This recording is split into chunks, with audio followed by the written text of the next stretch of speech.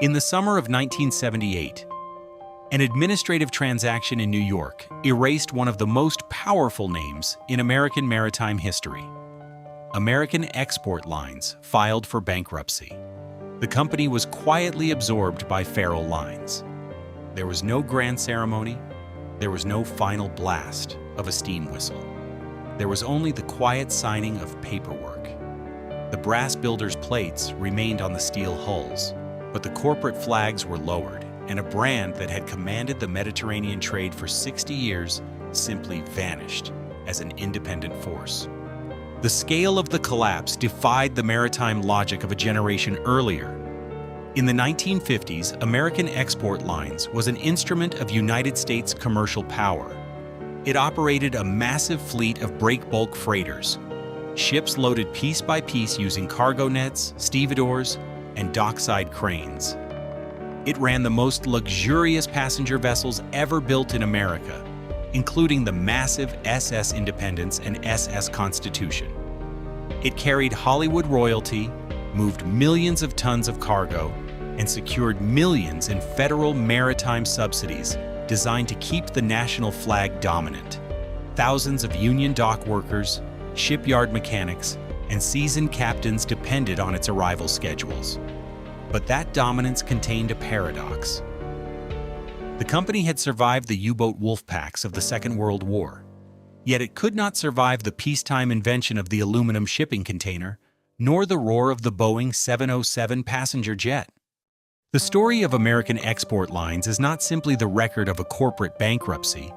It is the story of how the American merchant marine lost the oceans. It is the history of a brutal collision between the romantic era of traditional seafaring and a relentless new system of intermodal logistics that had no patience for heavy maintenance, deep federal subsidies, or the slow elegance of the past. Every week we tell the stories of the maritime empires that built the finest vessels in the world, and what the American market did to them. Like the video, and subscribe if that history matters to you. The story of American Export Lines begins not in the boardroom of a bankruptcy court, but in the aftermath of a global war in 1919. Before the First World War, an American manufacturer standing on a pier in New York Harbor faced a humiliating reality. If a tractor built in Illinois or a crate of machine parts forged in Ohio needed to reach the ports of the Mediterranean, the Black Sea, or the Indian Ocean, it almost certainly had to cross the Atlantic under a foreign flag. The British, the Germans, and the French controlled the maritime logistics of the world. The American merchant marine, the fleet of commercial ships flying the United States flag, had been in a state of terminal decay since the end of the Civil War. American shipyards built warships, and American railroads moved domestic freight, but the deep water trade belonged to Europe. When the war in Europe began in 1914, those foreign empires immediately withdrew their merchant ships for military service, leaving American exports to literally rot on the docks of the eastern seaboard. The American absence was total, and it was economically terrifying. The shock of that logistical paralysis forced Washington to act. By 1919, the United States government had constructed a massive emergency fleet of steel freighters, but the war was over, and the ships needed operators to maintain the commercial peace. Out of this surplus, the Export Steamship Corporation was formed in New York City. Its mission was not to build a new maritime culture from scratch, but to immediately project American commercial power into the Mediterranean. The company did not begin with graceful ocean liners or varnished yachts. It began with the brutal, pragmatic reality of wartime steel. The early fleet consisted of standard design freighters, most notably the Hog Island-class ships built in the massive emergency shipyards of Pennsylvania. These vessels were ugly, flat-bottomed, and slow, but they possessed the one trait the American market desperately needed. They were available, and they were cheap. Records suggest that in the mid-1920s, under the aggressive leadership of an entrepreneur named Henry Herbermann, the company purchased nearly a score of these surplus freighters from the United States Shipping Board for a fraction of their construction cost. paying roughly $75,000 to $100,000 per hull in period dollars, the equivalent of barely over $1 million today for a deep-water ocean freighter. The company, which would soon be universally known as American Export Lines, established its operational fortress on the Hudson River and the sprawling docks of Brooklyn. It inaugurated a relentless, scheduled cargo service connecting the east coast of the United States to the chaotic, competitive ports of the Mediterranean: Genoa, Alexandria, Piraeus, and Beirut. This was not a glamorous trade. It was the hard, grinding work of moving break-bulk cargo. Break-bulk. The traditional method of shipping where individual crates, barrels, and pallets are loaded and unloaded piece by piece by teams of longshoremen using cargo nets and dockside cranes. A single American Export Lines freighter sitting at a Brooklyn pier might take weeks to load, absorbing the labor of hundreds of men shifting copper wire, unboxed automobiles, and agricultural machinery into the deep, cavernous holds of the ship. The early reception in the United States was a mixture of patriotic pride and brutal economic reality. Trade publications of the period, such as Marine Engineering and Shipping Age, noted the aggressive expansion of the American flag into regions previously dominated by British shipping syndicates. American manufacturers finally had a dedicated domestic logistics network that prioritized their goods. But the system that kept those ships moving contained a fatal flaw. American ships, built in American yards and crewed by American sailors, were structurally more expensive to operate than their European counterparts. The crew costs governed by rising maritime unions were higher. The marine insurance was higher. The maintenance, conducted in high-cost domestic ports from Boston to Baltimore, was significantly more expensive. To bridge this gap, American Export Lines secured vital United States government mail contracts under the Merchant Marine Act of 1928, specifically the Jones-White Act. These contracts were essentially federal subsidies, designed to cover the massive deficit between American operating costs and the cheaper foreign competition. This was the fundamental paradox of American Export Lines, established long before its ultimate collapse. The physical ships were functioning perfectly. They were reliably crossing the Atlantic, navigating the Strait of Gibraltar, and delivering American industrial machinery to rebuilding nations. But every time an American Export Lines freighter fired up its boilers in New York Harbor, its financial survival depended on the political will of Washington. If the federal subsidies were ever reduced, or if the method of moving cargo changed, the entire operational logic of the fleet would instantly shatter. The cracks in this system were subtle, but present. In the 1930s, the company faced severe financial turbulence, congressional investigations into its mail contracts, and the forced ouster of its original leadership. It survived only through a brutal reorganization and the passage of the Merchant Marine Act of 1936, which formalized the subsidy system under the new United States Maritime Commission.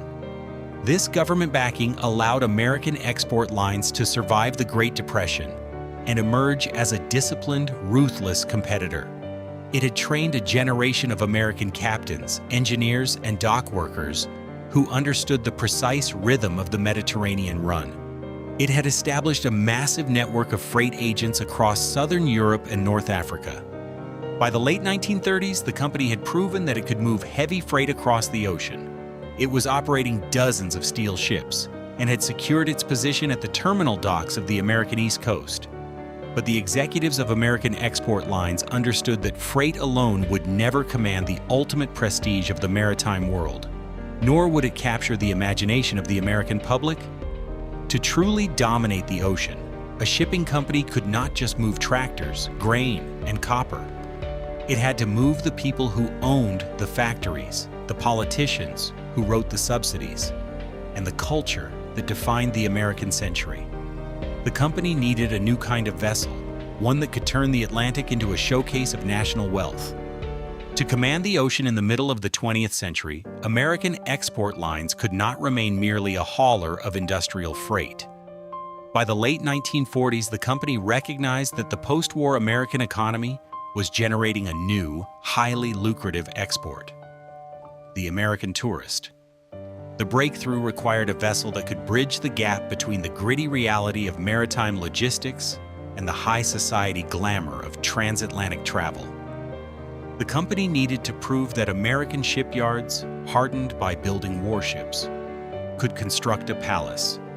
The first step in this transformation was the introduction of the post-war Four Aces. In 1948, American export lines purchased 4 heavy attack transports from the United States Navy and radically rebuilt them into combination passenger cargo vessels named the Excalibur, Exacorta, Exeter, and Excambion. These ships proved that the company could operate a scheduled, comfortable passenger service, but they were small, carrying only 124 passengers each. They were a test of the market. The true breakthrough: the moment American export lines altered the geography of American leisure, arrived 3 years later in the form of 2 massive custom-built Leviathans. In 1951, American export lines took delivery of the SS Independence and her sister ship, the SS Constitution. Built by the Bethlehem Steel Shipyard in Quincy, Massachusetts, these were not retrofitted wartime hulls. They were the fastest, most advanced, and most heavily engineered passenger liners constructed in the United States in over a decade. When the Independence first sailed into New York Harbor, flanked by fireboats spraying celebratory arcs of water, she represented the absolute apex of American maritime industrial capacity. To step onto Pier 84 in Manhattan and look up at the Independence was to look at a machine built to conquer distance. She measured 682 feet in length. Her hull, the main body of a ship that floats in the water and carries the load, was painted a gleaming black, topped by a sweeping, streamlined white superstructure. The part of a ship built above the main deck, including cabins, bridge, and upper decks. The vessel had a beam, the width of a vessel at its widest point. It affects stability, interior space, and docking requirements of 89 feet, which provided massive interior volume for grand dining rooms and wide promenade decks. The engineering breakthrough was hidden deep inside the vessel. The Independence was powered by a massive high-pressure steam turbine, an engine system that uses superheated steam to spin blades and drive the propeller shaft, providing massive, continuous power for ocean crossings.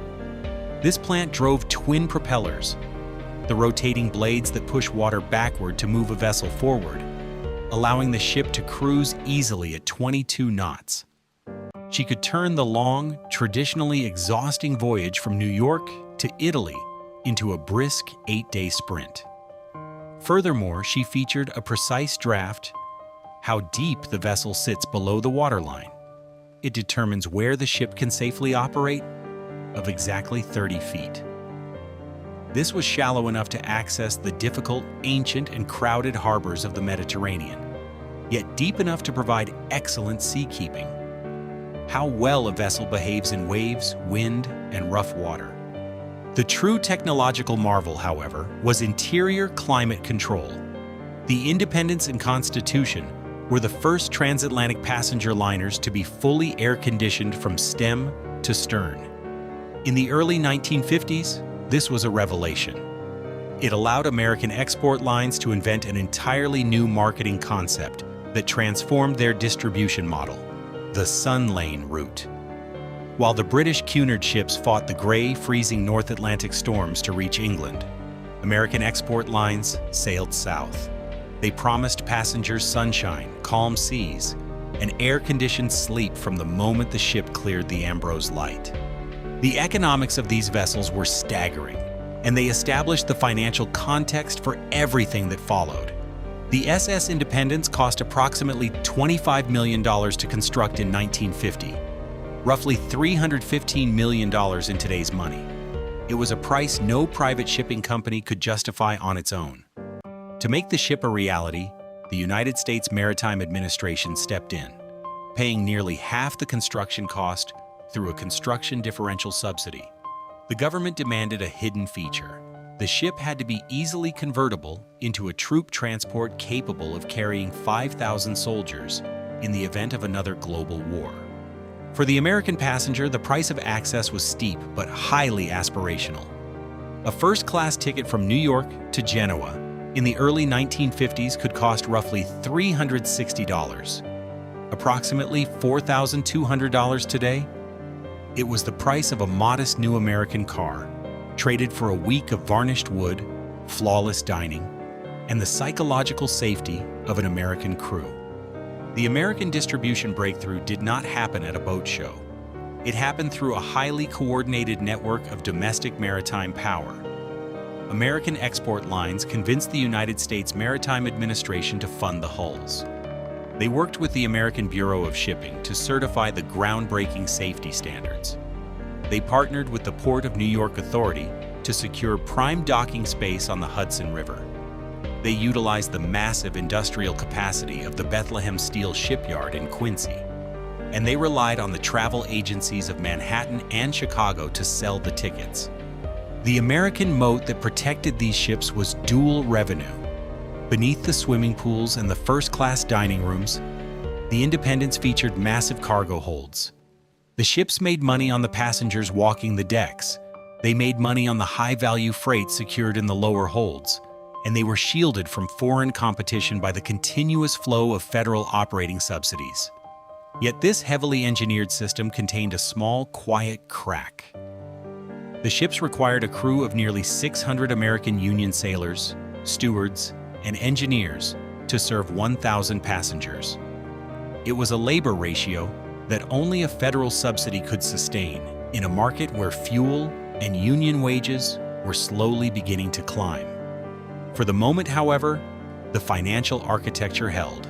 Competitors from Italy and Britain had beautiful ships, but they did not have this specific combination of federal backing, dual-purpose engineering, and aggressive American marketing. The name on the builder's plate was not a country of origin. It was a specification. By the mid-1950s, American Export Lines was no longer simply a logistics provider. It had transformed into a pillar of United States maritime supremacy. The company did not just operate ships, it operated an interconnected ocean empire. The cargo docks of Brooklyn, the luxury passenger terminals of Manhattan's West Side, the port authorities of Boston, the heavy shipyards of Quincy, the freight agencies of Philadelphia, and the maritime insurance syndicates of Wall Street all synchronized their operations to the arrival and departure of American Export Lines vessels. The American cultural moment had arrived. The United States had emerged from the Second World War with untouched industrial capacity and a rapidly expanding middle and upper class. These Americans possessed disposable income and a deep desire to visit the Mediterranean, a region their country had recently fought to liberate. American Export Lines captured this wealth by perfecting their heavily marketed Sun Lane concept. The company operated a two-tiered system of dominance. The four aces, the Excalibur, Exacorta, Exeter, and Excambian, maintained a relentless 43-day circular route from New York to the most distant ports of the Mediterranean. They called at Cadiz, Marseille, Naples, Alexandria, Beirut, and Piraeus. These smaller combination ships catered to an exclusive subset of wealthy Americans seeking extended, highly serviced cultural tours. But the SS Independence and SS Constitution were the true leviathans of the fleet, and they defined the elite transatlantic experience. In 1956, the actress Grace Kelly sailed from New York to Monaco, aboard the Constitution for her royal wedding, accompanied by an army of reporters, photographers, and Hollywood executives. Former President Harry Truman chose the Independence for his European travels. The company's passenger manifest consistently read like a directory of American industrial wealth and cultural royalty. This dominance was not merely a triumph of marketing. It was a triumph of applied naval architecture. On a freezing January afternoon in the mid-Atlantic, where traditional British and French liners were forced to battle driving sleet, heavy swells, and freezing spray on the northern Great Circle route, the Independence could confidently chart a southern track past the Azores, keeping its stabilized hull level, its outdoor pools warm, and its passengers insulated from the violent ocean, proving that American engineering could essentially negotiate with the weather. To watch one of these massive liners prepare for departure at Pier 84 on the Hudson River was to witness the apex of the American waterfront. The vessel sat under the New York skyline, its massive black hull gleaming, its twin raked funnels painted in the company's signature buff, red and blue. Deep within the ship, teams of Union longshoremen utilized heavy cargo booms to lower crated American automobiles, precision machinery, and high-value freight into the forward holds. Simultaneously, high above the waterline, stewards in white jackets served champagne to passengers walking the varnished promenade decks. The smell of harbor diesel mixed with expensive perfume. When the massive steam whistle blew, shaking the glass in nearby office buildings, it signaled that a self-contained American city was about to detach from the continent. By 1958, the metrics of this empire were staggering. The company operated a fleet of approximately 30 ocean-going vessels. It employed over 5,000 American seafarers, captains, and engineers.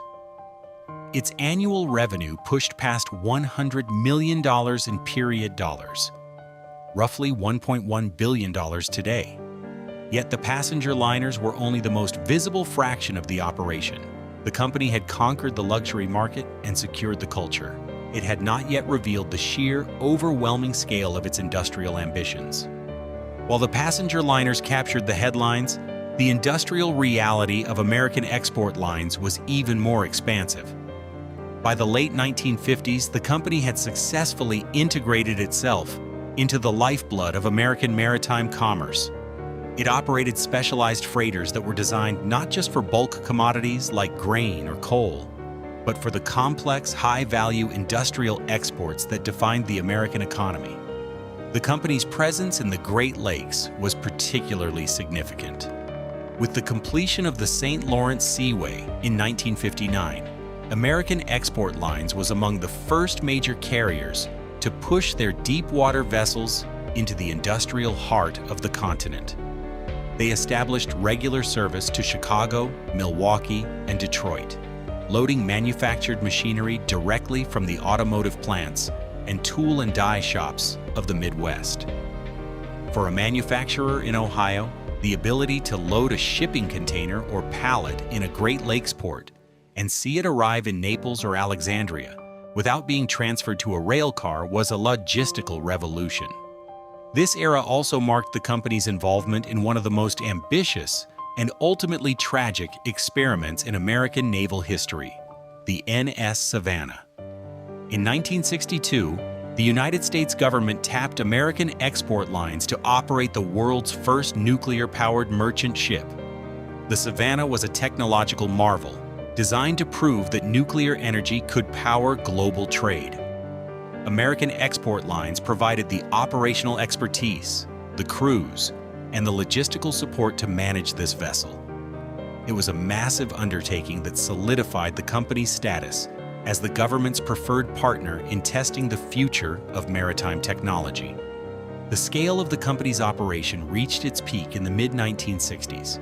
At any given moment, dozens of their vessels were traversing the North Atlantic, the Mediterranean, and the Red Sea.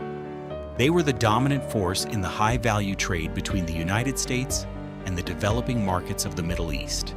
The sheer efficiency of their scheduling, built on years of experience, a highly trained American officer corps, and an integrated system of freight agents, created a brand reputation that was unmatched. American Export Lines had become so essential that it was effectively an extension of the United States trade apparatus. When the company's ships docked at the Port of New Orleans to load agricultural products, or at the piers of Baltimore to unload imported European manufactured goods, the precision of their operations was a point of national pride.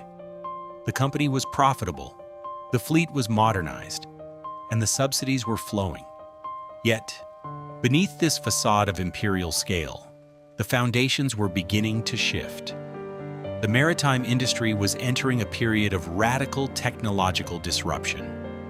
The very system that made American export lines so efficient, the break-bulk method of manual cargo handling, was about to be rendered obsolete by a simple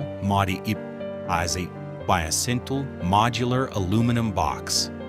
The speed and luxury that defined the passenger service were about to be dismantled by the quiet, efficient efficiency of long-haul jet travel. The company had successfully navigated the post-war boom, but it had built its empire on the assumption that the world of slow, heavy, labor-intensive shipping would last forever.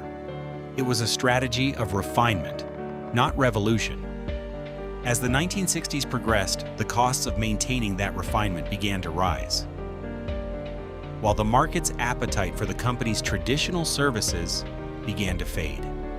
The era of glory was about to be eclipsed by the cold, calculated arithmetic of a new, containerized global trade. By the mid-1960s, the operational geography of American export lines began to fracture.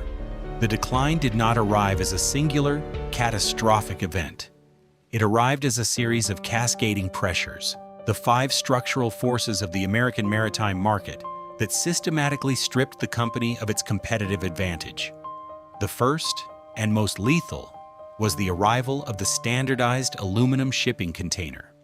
In 1956, a trucking entrepreneur named Malcolm McLean had launched the first container ship from Newark, New Jersey, under the banner of Sea-Land Service. It was a simple, radical innovation. Instead of laboriously loading individual crates, barrels, and pallets using break-bulk cargo nets, the entire truck trailer was lifted off its chassis and locked directly into the hold of a ship. It reduced loading times from weeks to hours. It decimated the demand for the thousands of union longshoremen who defined the labor landscape of the American waterfront. American Export Lines was built for the era of the net, not the box. The Independence and Constitution were masterpieces of luxury, but they were also architectural relics. Their cargo holds were designed for break bulk. To convert these ships to handle containers required massive, prohibitively expensive structural refits. The company's entire fleet, designed in the 1940s and 1950s, was effectively rendered obsolete overnight by a piece of steel infrastructure that could not fit through their hatches. Simultaneously, the second force began to dismantle the passenger empire, the jet engine. In 1958, the introduction of the Boeing 707 changed the fundamental nature of transoceanic travel. A journey from New York to Genoa that once required 8 days of high seas dining and leisure could now be completed in 8 hours of air-conditioned flight. The Independence and Constitution were no longer vessels of necessity. They were vessels of nostalgia. The economic fallout was immediate. The Sun Lane route, which had once been a reliable engine of corporate profit, turned into a bottomless pit of operational costs. The company had to maintain a crew of 600 to service a ship that was increasingly sailing half-empty. The maintenance cycles required by the Coast Guard, the rising cost of bunker fuel, and the exorbitant labor costs of the New York-based union crews became impossible to justify when the passenger count plummeted. The American turning point for American export lines arrived in 1968. That year, the company attempted a desperate pivot. It merged with Isbranson Company, another major American carrier, hoping to achieve the scale necessary to build a new fleet of modern, container-capable ships. It was an admission that their existing assets, the ships that had once defined the company, were no longer viable.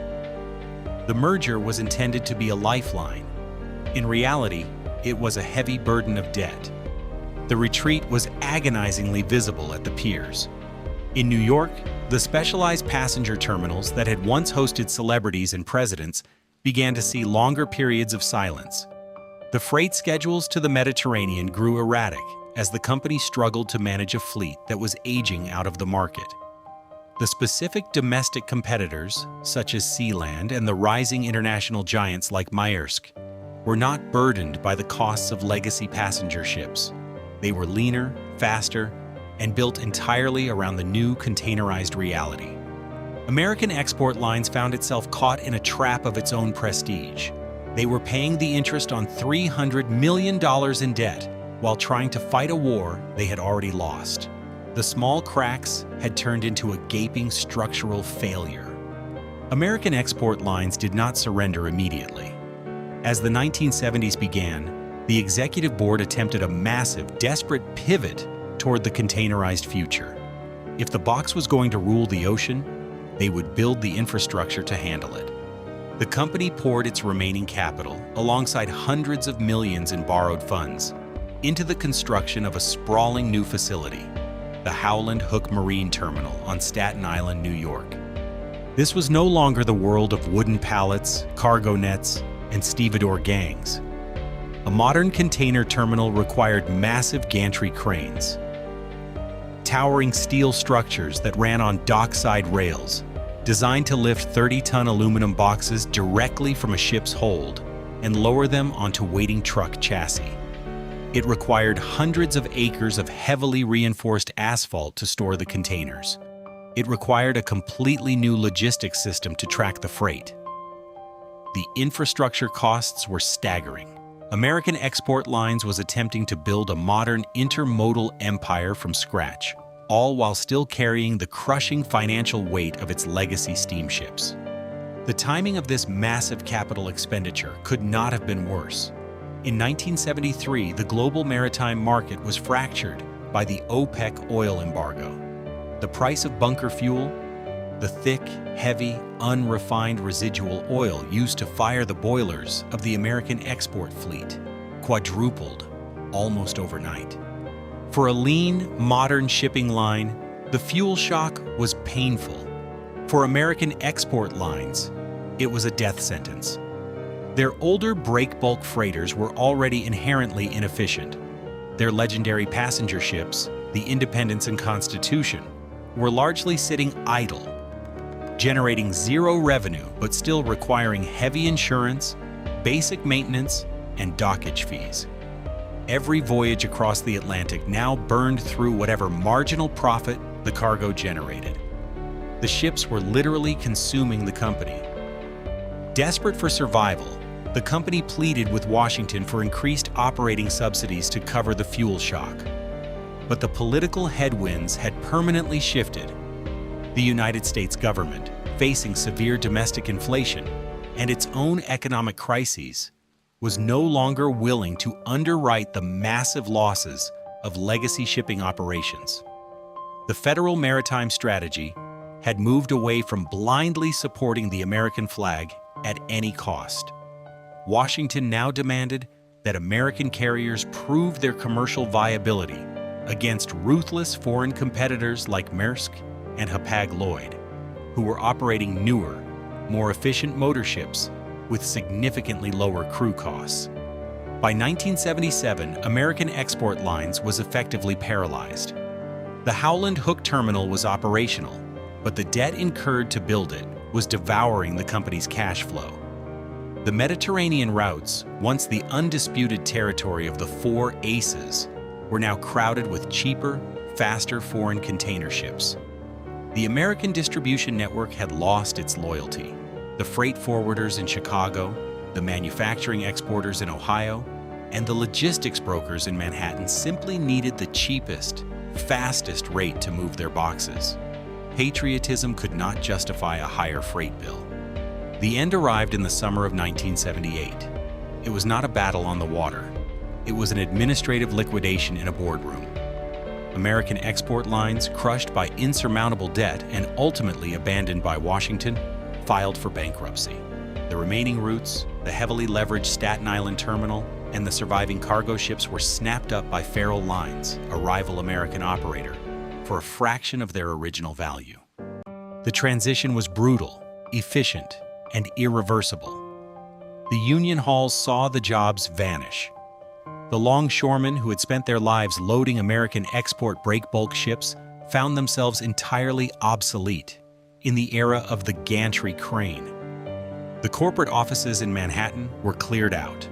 The name that had defined the American Mediterranean trade was erased from the commercial registry. The money stopped. The debt was called. The terminal was seized. The government walked away. The routes were sold. Feral Lines took the hulls. The flag came down. The docks went quiet. The brand was never resurrected. When Feral Lines purchased the bankrupt remains of American Export Lines in 1978, they did not acquire a future. They acquired a fleeting extension of their own break bulk operations. Within a few short years, Feral Lines itself would face massive financial contraction, selling off the remaining container vessels to other operators. The iconic name, which had defined the American route to the Mediterranean for over half a century, was simply extinguished. There was no American corporate savior. The silence was absolute. Yet while the corporate entity vanished, the physical legacy of the fleet refused to disappear quickly. A dedicated American preservation and maritime enthusiast community formed around the memory of the ships. Today, in private collections from New England to California, maritime historians, retired Union sailors, and marine architects still fiercely guard the surviving artifacts. At maritime estate auctions and online exchanges, original brass fittings, first-class dining menus, mahogany deck chairs, and heavy silver service sets bearing the American Export Lines crest command significant premiums. Model shipwrights continue to study the hull lines of the four aces, trying to replicate the exact shear and camber of vessels that perfectly balance cargo capacity with passenger elegance. The original engineering still matters in America, not simply as a vessel of nostalgia, but as a functional benchmark. A heavy breakbulk freighter built in the 1940s or 1950s possessed a structural redundancy that modern, mathematically optimized container ships often lack. The hulls of the American export fleet were overbuilt, designed to absorb the brutal pounding of the North Atlantic and the chaotic cargo handling of unimproved Mediterranean ports. They represented a philosophy of maritime construction where durability was prioritized over sheer volume. They were built for a kind of American seamanship that relied on heavy steel, high-pressure steam, and human instinct rather than computerized logistics and GPS tracking. If you trace the geography of the company's American empire today, the physical absence is profound. The Howland Hook Marine Terminal on Staten Island, the massive container facility that American Export Lines bankrupted itself to build, is still a heavily active intermodal port. But the cranes do not lift cargo for an independent American Mediterranean fleet. The terminal is operated by global logistics conglomerates, servicing the massive container ships of European and Asian megacarriers. Further north, in Manhattan, the transformation is even more complete. Pier 84 on the Hudson River, where the SS Independence and SS Constitution once loaded Hollywood stars and industrial titans, no longer handles transoceanic liners. The pier was demolished and rebuilt. Today, it is a landscaped public park where tourists walk on concrete over the exact footprint where the greatest American passenger ships once built their steam pressure. But the true surprise footnote of the American export story does not lie in a New York park. It lies in the stubborn, almost mythical demise of its two greatest physical assets. After the company collapsed, the SS Constitution and SS Independence passed through various owners, eventually serving as cruise ships in the Hawaiian Islands. By the late 1990s, however, the economics of operating 50-year-old steamships finally caught up with them. In 1997, the SS Constitution was sold for scrap. She was hooked to a tugboat, destined for the shipbreakers of Asia. But on November 17, 1997, 700 miles north of Honolulu, the ship began taking on water. Despite the efforts of the salvage crew, the massive American liner severed her tow line and slipped completely beneath the surface of the Pacific Ocean. She refused to reach the scrap beach. Her sister ship, the Independence, faced a slower, more agonizing American end. For years, the massive vessel sat in the Suisun Bay Reserve Fleet in California, the federal government's ghost fleet of obsolete ships. She rested in the muddy water alongside retired naval vessels, her black hull streaked with heavy rust, her white superstructure peeling in the California sun. She remained there, a massive, silent monument to a dead era of American maritime dominance, until she too was finally towed away and dismantled in 2010. The story of American export lines reveals exactly how the United States commercial market exhausts its maritime triumphs. The American public claimed to value the beauty, the engineering, and the national prestige of the Sun Lane liners. The government claimed to support the strategic necessity of a dominant American merchant fleet. But the market dictates reality. When the shipping container and the jet engine offered a faster, cheaper, and more efficient way to move cargo and people, the loyalty to American craftsmanship evaporated. The company was crushed not because it built inferior ships, but because it perfected a system of waterborne commerce that the global economy simply decided it no longer needed. The ocean remained, the speed of business changed, and the ships were left behind. Today, the memory of that empire is not found on the active trading routes of the Atlantic. It is found in the quiet, climate-controlled archive room of an American maritime museum, where a heavy brass builder's plate, where a adibres puis, salvaged from a scrapped hull and stamped with a Quincy shipyard mark, rests silently on a steel shelf, waiting for someone to remember the weight of the water it once conquered. See you in the next video.